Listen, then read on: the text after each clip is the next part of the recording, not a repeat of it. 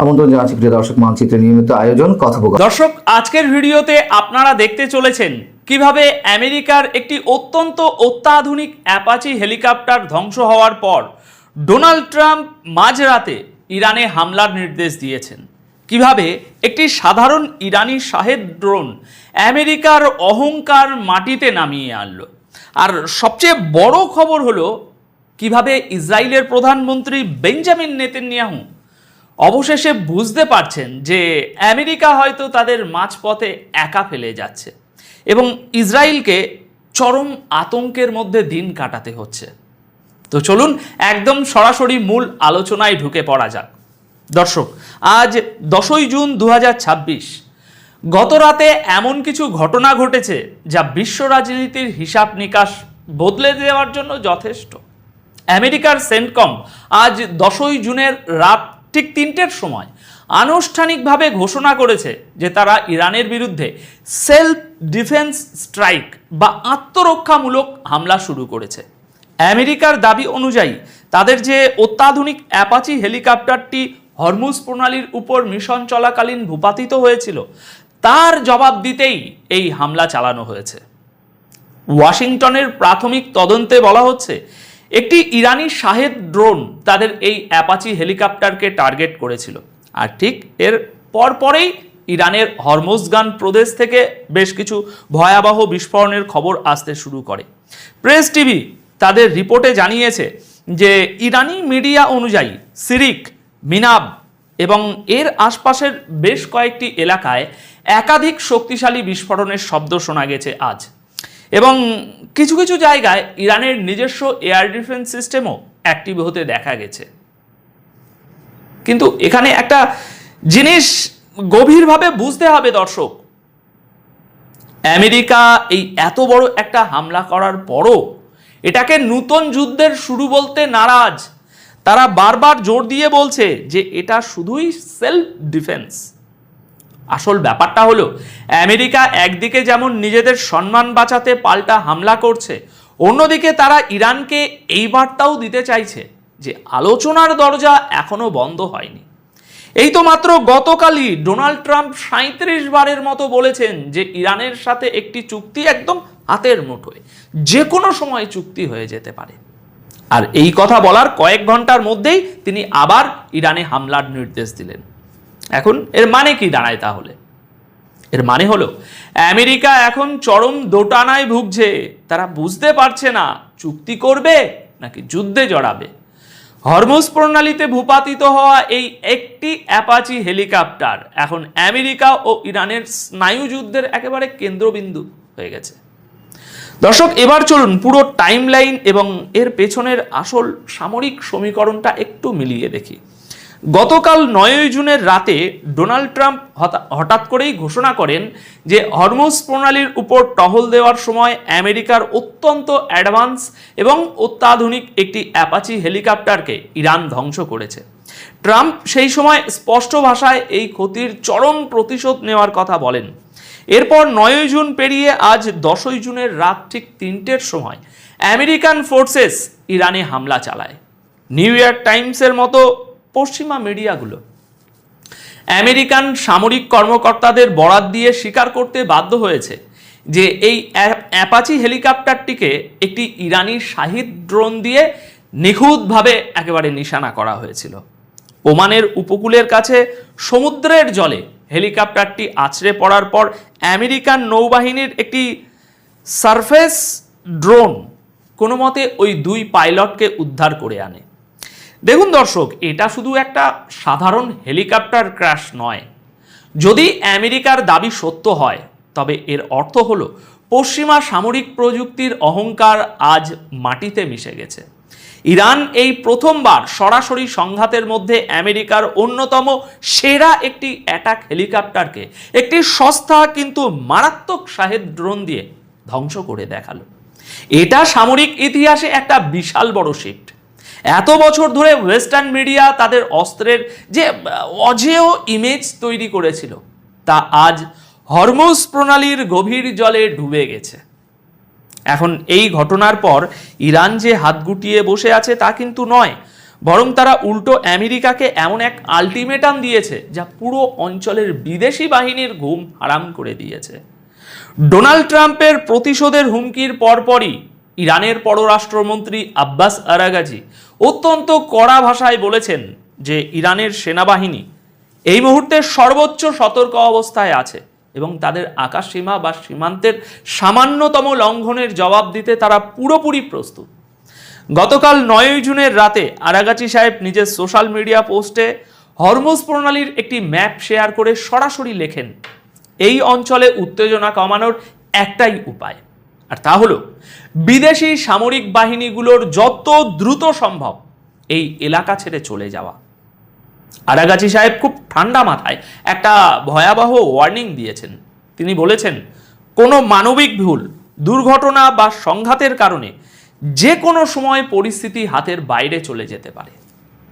দেখুন, আরাগাচির এই কথার অর্থ হলো মিডল ইস্ট এবং হরমুজ প্রণালীতে থাকা প্রতিটি আমেরিকান সেনা এবং নৌবাহিনীর জাহাজ এই মুহূর্তে সরাসরি ইরানের টার্গেটে পরিণত হয়েছে।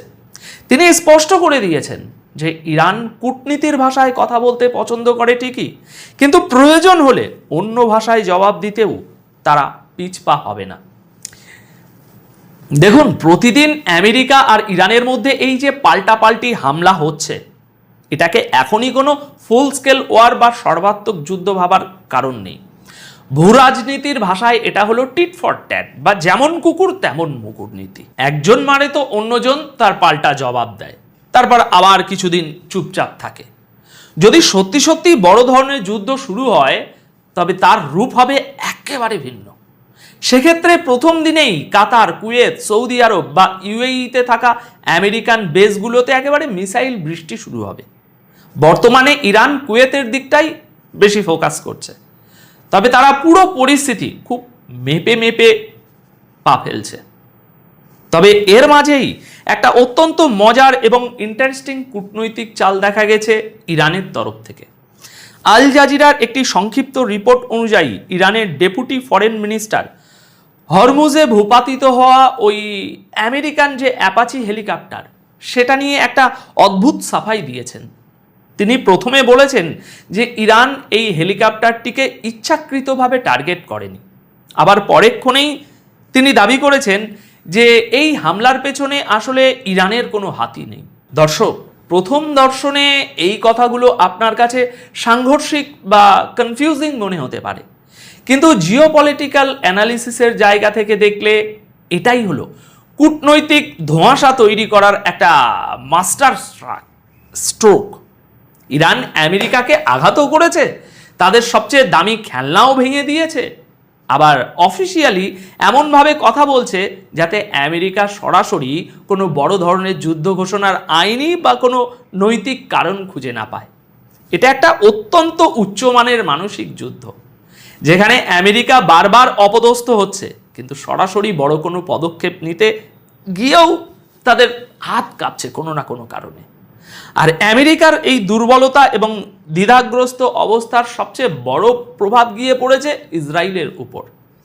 আপনারা যারা দীর্ঘদিন ধরে গ্লোবাল পলিটিক্স দেখছেন তারা জানেন যে ইসরায়েল চিরকালই আমেরিকার বৈশাখীতে ভর করে পথ চলেছে, কিন্তু আজ প্রথমবারের মতো ইসরায়েলের ভিতরে একটা চরম আতঙ্ক তৈরি হয়েছে যে আমেরিকা যদি তাদের পাশে না দাঁড়ায় তাহলে তাদের কি হবে।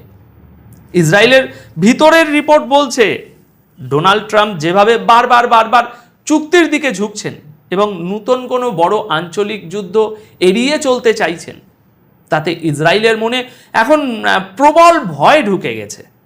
তাদের ভয় হলো আগামী দিনে ইরানের বিরুদ্ধে কোনো বড় হামলা করার জন্য ট্রাম্প হয়তো ইসরায়েলকে আর গ্রিন সিগন্যাল দেবে না। এই আতঙ্ক এতটাই বাস্তব যে গতকাল 9 জুনের রাতে ইসরায়েলের সিকিউরিটি ক্যাবিনেটের একটি অত্যন্ত গুরুত্বপূর্ণ মিটিংয়ে খোদ প্রধানমন্ত্রী বেঞ্জামিন নেতানিয়াহু স্বীকার করে নিয়েছেন যে এমন একটা দিন হয়তো খুব কাছেই যখন ইসরায়েলকে সম্পূর্ণ একা ইরানের মুখোমুখি হতে হবে। গতকাল 9 জুনের রাতেই ইসরায়েলি মিডিয়াগুলোতে এই নিয়ে তুমুল আলোচনা এবং লেখালেখি শুরু হয়ে গেছে। অর্থাৎ ইসরায়েলের এখন সবচেয়ে বড় ভয় ইরানের ওই হাইপারসনিক মিসাইলগুলো নয়, তাদের সবচেয়ে বড় ভয় হলো আমেরিকার এই পিছু হটা। তারা বুঝতে পারছে যে ট্রাম্প নিজের দেশের অর্থনীতি এবং স্বার্থ বাঁচাতে ইসরায়েলের হয়ে হয়তো প্রতিটি যুদ্ধ আর লড়বে না। অর্থাৎ পশ্চিমা বিশ্ব এতদিন যে দুর্গ তৈরি করে রেখেছিল তার ভিত আজ থেকেই নড়ে গেছে। দর্শক, আজকের এই পুরো আলোচনা থেকে একটা বিষয় একদম পরিষ্কার, পাওয়ার পলিটিক্সের কেন্দ্রবিন্দু এখন আর পশ্চিমাদের হাতের মুঠোয় নেই। আমেরিকার নিজস্ব প্রযুক্তির ব্যর্থতা, ট্রাম্পের রাজনৈতিক দোটানা এবং ইসরায়েলের এই প্রকাশ্য আতঙ্ক প্রমাণ করে যে মিডল ইস্টের সমীকরণ এখন নতুন শক্তিগুলোর হাতে লেখা হচ্ছে। ইরান অত্যন্ত বুদ্ধিমত্তার সাথে আমেরিকাকে এমন এক ফাঁদে ফেলেছে যেখানে আমেরিকা না পারছে গিলতে, না পারছে উগড়াতে। আগামী দিনগুলোতে এই অঞ্চলে আমেরিকার অবস্থান কতটা দুর্বল হয় এবং ইসরায়েল তাদের এই একাকিত্বের ভয়কে কিভাবে সামাল দেয়, সেটাই হবে দেখার মতো বিষয়। তো আজকের এই জিওপলিটিক্যাল বিশ্লেষণ আপনাদের কেমন লাগলো এবং আমেরিকার এই ব্যাকফুটে চলে যাওয়া নিয়ে আপনাদের নিজস্ব মতামত কি, তা অবশ্যই কমেন্ট করে জানাবেন। আসসালামু আলাইকুম রহমতুল্লাহি ওবরকাতুহু। সম্মানিত দর্শক, বাংলাদেশের ঐতিহ্যবাহী রাজনৈতিক দল বিএনপি অপর একটি পুরনো এবং ঐতিহ্যবাহী রাজনৈতিক দল আওয়ামী লীগ। বিএনপি যখন রাষ্ট্র ক্ষমতায়, ঠিক সেই সময়টিতে সংসদে আইন পাশ করে আওয়ামী লীগকে নিষিদ্ধ করা হয়েছে। এর পরিণতি কি হবে, এই বিষয়গুলো নিয়ে আলোচনা করব।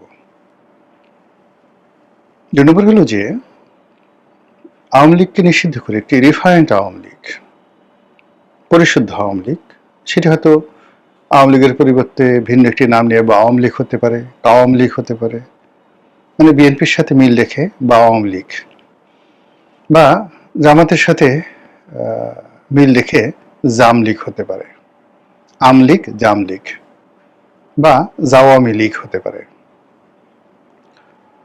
রাজার ইচ্ছায় প্রজা নড়ে, কর্তার ইচ্ছায় কর্ম নড়ে, হাকিমের ইচ্ছায় হুকুম নড়ে।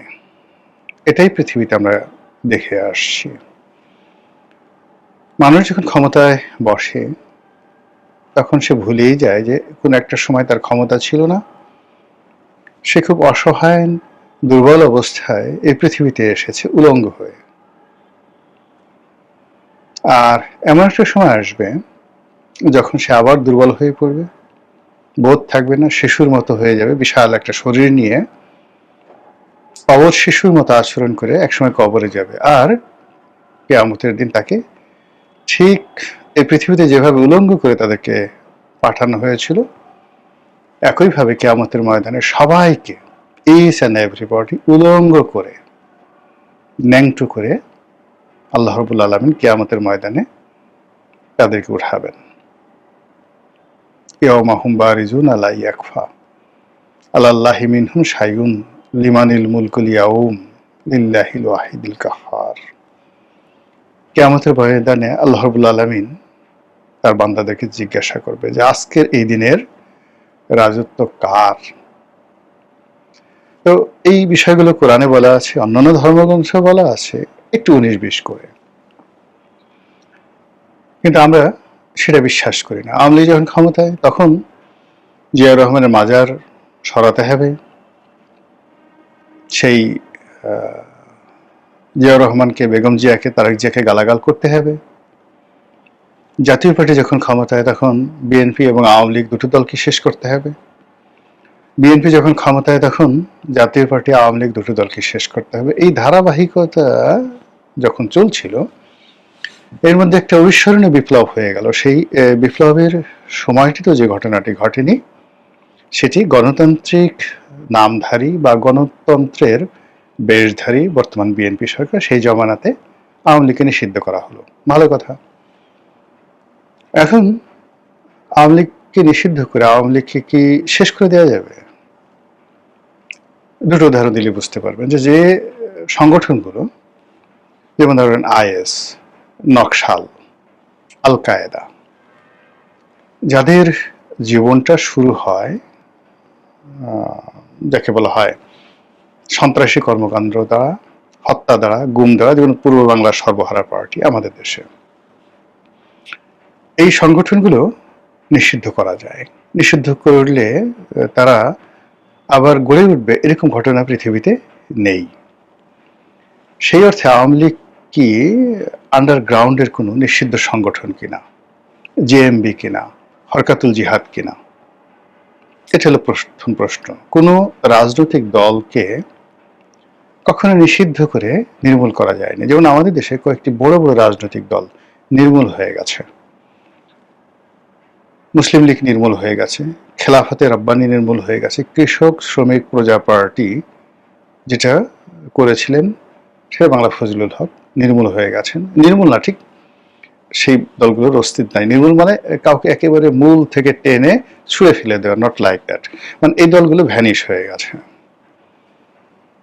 তারপর খেলাফতে রব্বানি পার্টি, তারাও বিলুপ্ত হয়ে গেছে। মাওলানা আব্দুল হামিদ খান ভাসানীর এত বড় দল জাসদ বেশ কয়েকটা ভাগে বিভক্ত হয়ে নিবু নিবু করছে। কমিউনিস্ট পার্টির যে বিশাল দাপট, সেটি এখন কোনো মতে ধুক ধুক করে জ্বলছে। অন্যদিকে বাসদ সহ অন্যান্য ছোট ছোট যে সকল দল আছে তাদের অবস্থা বেশি একটা ভালো নয়। তো আমি যতটুকু পড়েছি সেটা হলো যে কখনো নেতৃত্ব সংকটে, কখনো পলিটিক্যাল যে তাদের যে ধ্যান ধারণা চিন্তা চেতনা এগুলোকে জনগণ আর গ্রহণ করতে চায় না। কখনো সমাজের বিবর্তন হয়, কখনো পরিবর্তন হয়। সেই পরিবর্তনের সঙ্গে রাজনৈতিক দলগুলো তাদের যে আইডিওলজি, চিন্তা চেতনা, কর্ম ইত্যাদি একত্র না করার কারণে অনেক রাজনৈতিক দল সারা দুনিয়াতে বিলুপ্ত হয়। আওয়ামী লীগ সেরকম অবস্থায় পড়েছে? যদি না হয়, আওয়ামী লীগ বিলুপ্ত হবে না। আর আওয়ামী লীগ যদি নিজেদেরকে মনে করে যে না তারা সর্বজ্ঞানী এবং পরিবর্তিত পরিস্থিতির সঙ্গে যে একটা নতুন জেনারেশনে এসছে, এই যে একটা নতুন পরিস্থিতির সৃষ্টি হয়েছে, নতুন একটা এনভায়রনমেন্ট তৈরি হয়েছে, এটার সঙ্গে সামঞ্জস্য যদি আওয়ামী লীগ করতে না পারে, আওয়ামী লীগকে নিষিদ্ধ করতে হবে না, আওয়ামী লীগ এমনি নিষিদ্ধ হয়ে যাবে বা বিলুপ্ত হয়ে যাবে। অন্যদিকে যদি রাষ্ট্রের সর্বশক্তি নিয়োগ করে আরো দুনিয়ার অনেকগুলো রাষ্ট্রকে একত্র করা হয়, সবাই মিলে যদি চেষ্টা করে, তবু আওয়ামী লীগকে নিষিদ্ধ করা যাবে না যদি এটির নেতৃত্ব থাকে, এটির রাজনৈতিক যে আদর্শ সেটি থাকে, এটির অ্যাডাপশন ক্ষমতা থাকে, এটির রিনোভেশন ক্ষমতা থাকে, তাহলে এটি টিকে যাবে বেটার দ্যান বিফোর, আগের চাইতে, অন্য যে কোনো সময়ের চাইতে। আওয়ামী লীগ ক্ষমতা হারা হয়েছে প্রায় 2 বছর হলো, বা 2 বছরের চেয়ে বেশি। তো এই যে না, এখনো 2 বছর হয়নি, আগস্ট মাসে 2 বছর হবে। তো প্রায় 2 বছর হলো তারা ক্ষমতা হারা হয়েছে। এই সময়ের মধ্যে আপনি কি আওয়ামী লীগের কোনো বিবর্তন দেখতে পাচ্ছেন? পরিবর্তন, পরিবর্ধন, পরিমার্জন, নেতৃত্বের কোনো যাকে বলা হয় যা কিছু আছে। যেমন আমাদের দেশে দুটো রাজনৈতিক দলের উপর মারাত্মক বিপদ এসেছিল এরশাদ সাহেবের পতনের পরে। তো এখন এরশাদ সাহেবের পতনের পরে 90, 91 এই পুরো সময়টা বা আজ অবধি আপনি যদি জাতীয় পার্টির পরিবর্তন বিবর্তন সবকিছু দেখেন, তার সঙ্গে কি আওয়ামী লীগের মিল আছে? যদি না থাকে তাহলে আওয়ামী লীগের অস্তিত্ব সংকটটা কোন জায়গায় গিয়ে পৌঁছবে? This is one. দ্বিতীয়ত হলো বিএনপির উপর বহুবার যাকে বলা হয় বিপদ আপদ বালা মুসিবত এসছে। জিয়া রহমানের মৃত্যুর পর, প্রেসিডেন্ট সত্তারের ক্ষমতাচ্যুতির পর, এরশাদ জমানায় ক্ষমতা লাভের পর, এরপর 1-11, এই সুদীর্ঘ সময়ে বিএনপি কি করেছে? বেগম জিয়া কি করেছেন, তারেক জিয়া কি করেছেন, মির্জা ফখরুল কি করেছেন, আগের যারা নেতৃবৃন্দ ছিলেন তারা কি করেছেন, আর আওয়ামী লীগ এখন কি করছে? এরকম একটা পরিস্থিতিতে যেমন তারেক রহমান সাহেবকে একেবারে রীতিমতো প্রোটোকল দিয়ে রাষ্ট্র এগ্রি করে চিকিৎসার নামে তাকে বিদেশে পাঠানো হলো।